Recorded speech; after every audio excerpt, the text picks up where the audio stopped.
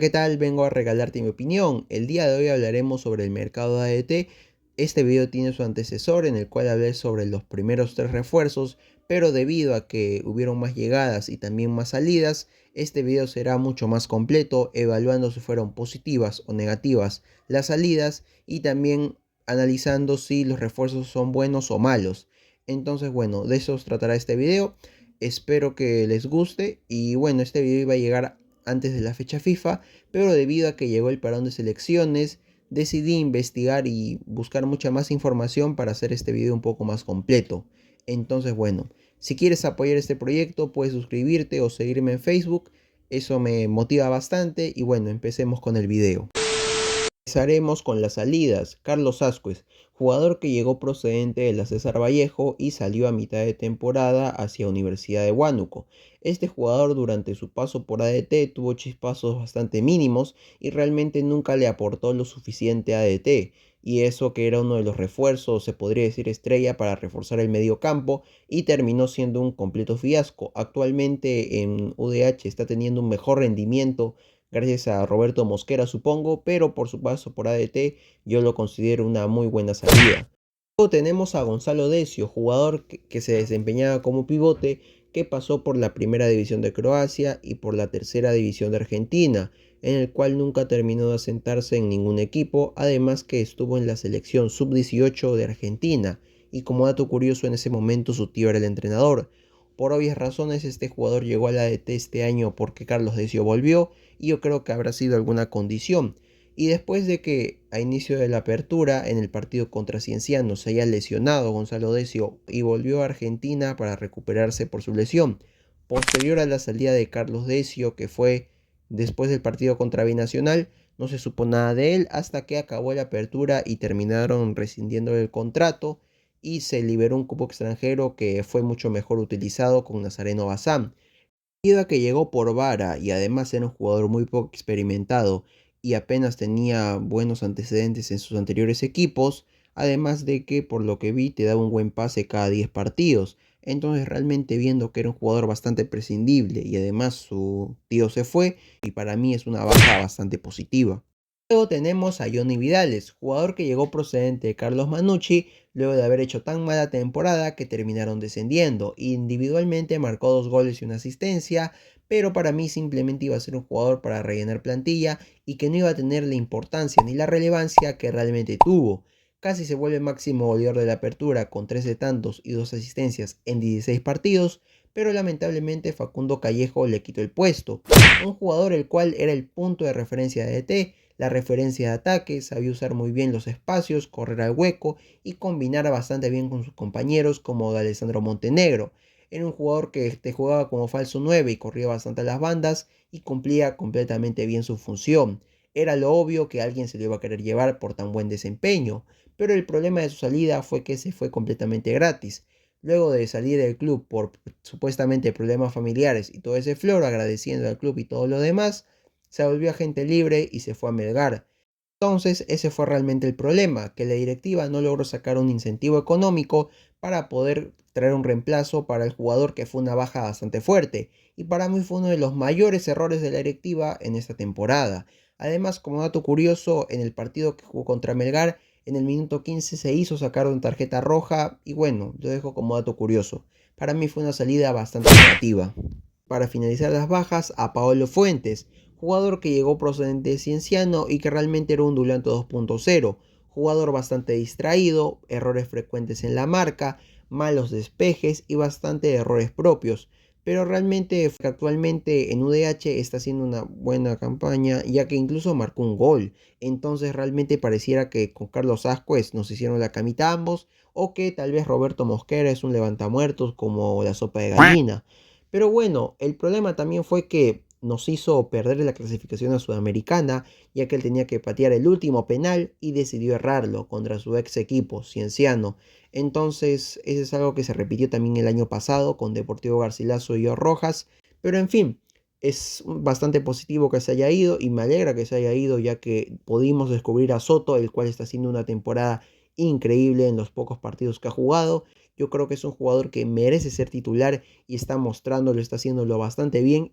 Entonces me parece que fue una salida bastante buena. Fue genial, ya que nos hizo descubrir un mejor jugador y tuvimos un peso menos.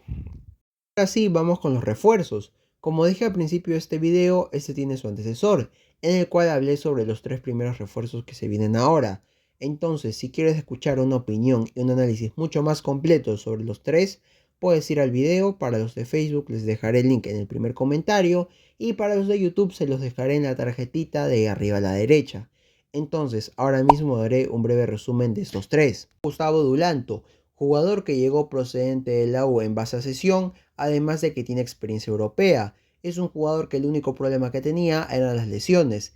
En base a mis expectativas antes de verlo jugar en el ADT, fue que luego de la salida de Pablo Fuentes, él podría ser un buen reemplazo para él, pero al final terminó siendo un Pablo Fuentes 2.0, un jugador que vueltos a la realidad, tiene bastantes errores en la marca, tiene malos y pésimos despejes que van hacia nuestra misma área, y lo único positivo es que tiene pases largos y buenos centros, pero en realidad no fue el refuerzo que esperaba, ya que aunque suene irónico nos resuelve el problema de las lesiones, ya que vamos a tener un poco más de rotación en la línea defensiva, y luego de visto lo visto, para mí es un refuerzo punto medio, no le veo ni algo negativo ni positivo, entonces lo dejo como eso, neutral. En segundo lugar tenemos a Johan Garcilaso, jugador del cual tengo 2 correcciones, ya que realmente estuvo en las inferiores en las juveniles de Ayacucho FC, además de que corrigiendo el último tarmeño en jugar en el ADT antes que él fue Pedro Sandoval, no el Isaac Saxo Correa que mencioné en el video anterior.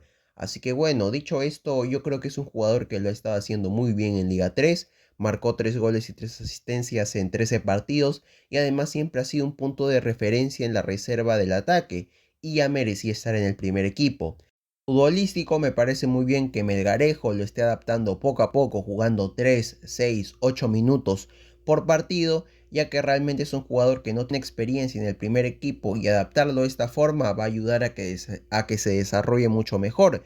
Leí un comentario que me dijo que debería jugar mucho más que 10 minutos, algo que no lo creo ya que es la primera vez que está tocando primera división y hay que adaptarlo muy poco a poco. Al igual de que es un jugador que tiene futuro y yo lo veo como un esfuerzo bastante positivo. Luego tenemos en tercer lugar a Nazareno Bazán, jugador proveniente de Almirante Brown, equipo de segunda división de Argentina, sobrino de Daniel Bazán Vera, ídolo de Almirante Brown, un jugador que ha tenido un pasado bastante interesante en Universidad Católica de Ecuador, siendo goleador se podría decir en la temporada en la cual estuvo, en Sportivo Luqueño, además de que siempre no logró asentarse en un club más de 6 meses o un año, fue porque por problemas del sueldo o por problema del entrenador, pero realmente tuvo un pasado interesante y ahora mismo no es nada de lo que fue, ya que actualmente era suplente en el Almirante Brown y en la dirección técnica no lo tomaron en cuenta, así que lo echaron y vino al ADT.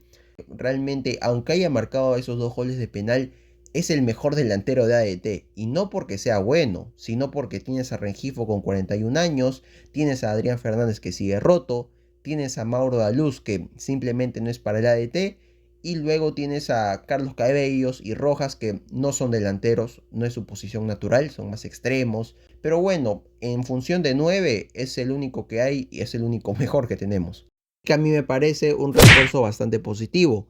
Luego tenemos los últimos 2 traspasos, que son Paulo Rodríguez, el cual es un delantero de 22 años, hijo de Ramón Rodríguez del Solar, alguien que podría ser considerado ídolo de Cienciano.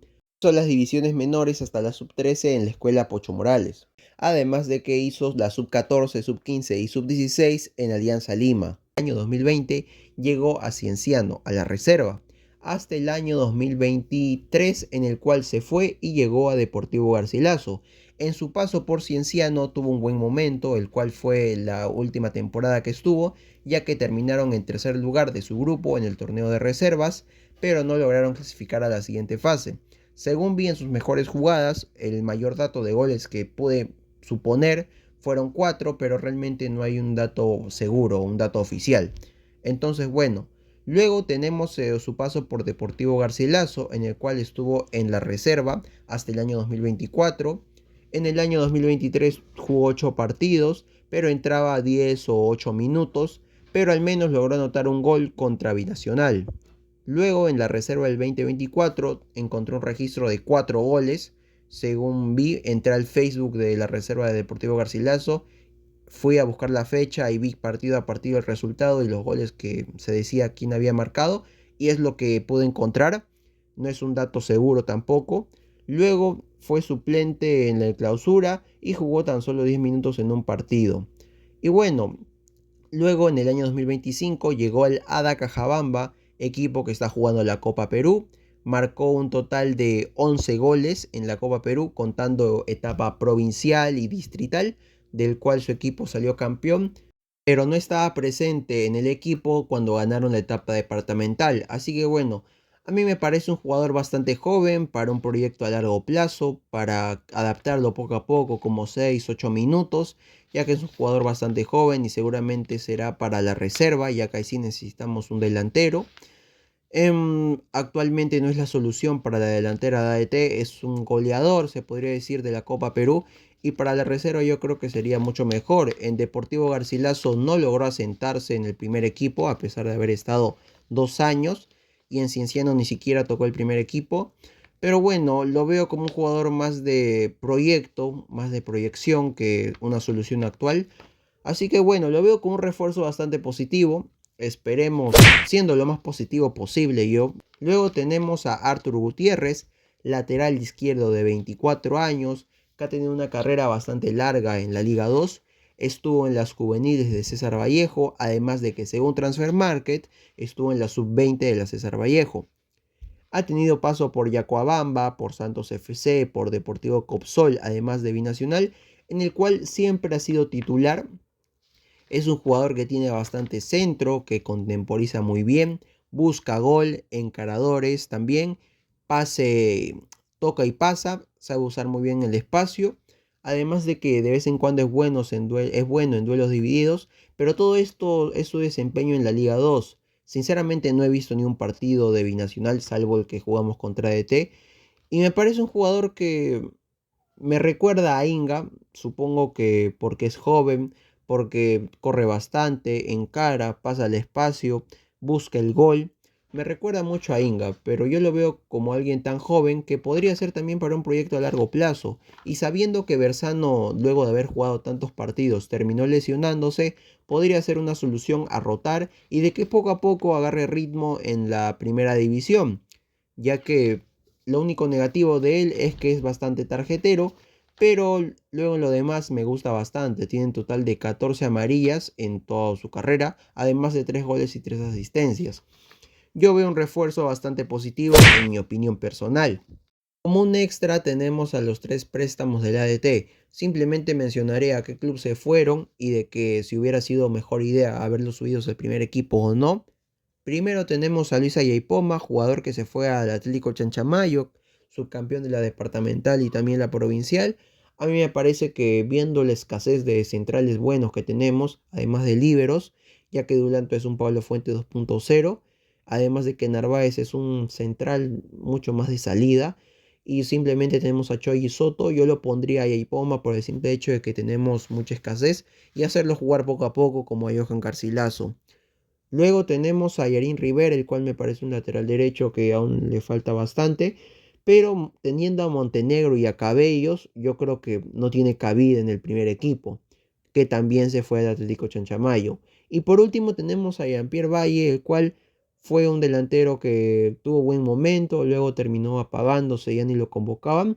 Por último daré mi evaluación al mercado de fichajes. Para mí es un 6 de 10. Dulanto es un Pablo Fuentes 2.0. En el medio campo no se pudo resolver la falta de Cedrón, no trajeron a nadie. En los carriles yo creo que Gutiérrez es un buen refuerzo.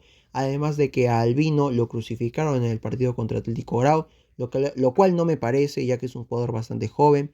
Por la necesidad ha tenido que jugar ahí, ya que Melgarejo no quiso poner en primera instancia a Carlos Cabellos. Así que para lo que ha jugado y para lo que ha hecho, está bastante bien y me parece que no merece críticas. Luego tenemos en la delantera, la cual está saturada, y literalmente el mejor delantero es Nazareno Bazán, jugador que viene de la segunda división de Argentina.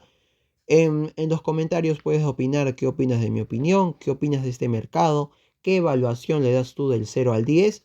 Si quieres apoyarme un poquito más, puedes seguirme en mi Twitter, en el cual subo alguna tontería de vez en cuando, en mi TikTok, donde me inspiro en ST James para hacer mis títulos, además de que me abrí una cuenta de Instagram, donde publicaré avances de los videos, cómo hago mis guiones, cómo hago mis investigaciones, cómo ordeno todo, además de cómo va el proceso de edición. Entonces, si quieren ir, pueden seguirme también. Estoy como Celeste de Tarma, pero todas estas redes están en la descripción y para los de Facebook pueden entrar a mi página y ahí están todas. Espero que les haya gustado este video. Recuerden que solo soy un chico que le gusta DT intentando dar a conocer al mundo el equipo que más quiere. Y bueno, gracias por haberme escuchado.